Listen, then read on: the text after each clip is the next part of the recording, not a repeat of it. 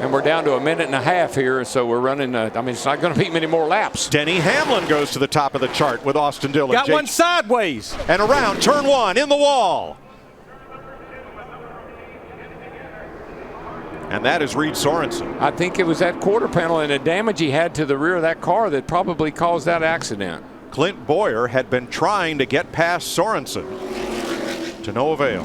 And this group had really started getting dicey. You could start to see it as they were coming off turn 4 down the front straightaway. I just wonder, Larry, if that flapping right rear quarter panel maybe cut his right rear tire down, and that's what created this problem. Will stop the clock in this session. This is the fear that these guys all had with this kind of qualifying, that there would be some cars that would get torn up by guys trying to make moves that they shouldn't really be making, but they're desperate to make them. Running really tight, close together. Ooh, it looked like Bowyer started to go the inside and then shot back to the right, and when he did, he clipped the back of the 44 of Sorenson.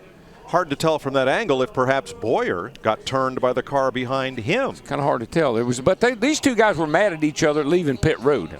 And Clint Bowyer has been checked and released. He's okay, but you're behind the 44. What do you see and what are you thinking? Well, first of all, I was behind the 44. He come flying around, come up on the apron, jumps in front of me, then runs over the 51, stacks us all up, and I run into him.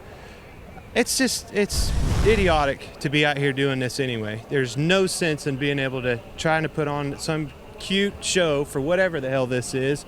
Then you got a guy out there in desperation doing this crap like this. I mean, it's just, there's no reason to be out here. These guys have spent 6 months working on these cars, busting their ass on these cars to go out there and have some guy out of desperation do that crap. But it ain't his fault. It's not. It's NASCAR's fault for putting us out here in the middle of this crap for nothing. There's absolutely, we used to come down here and worry about who's going to sit on the front row in the pole for the biggest race of the year. Now all we do is come down here and worry about how a starting park like this out of desperation is going to knock us out of the Daytona 500.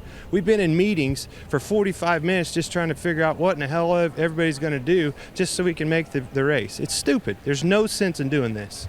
Very frustrated driver. He will go to a backup for Thursday's dual races.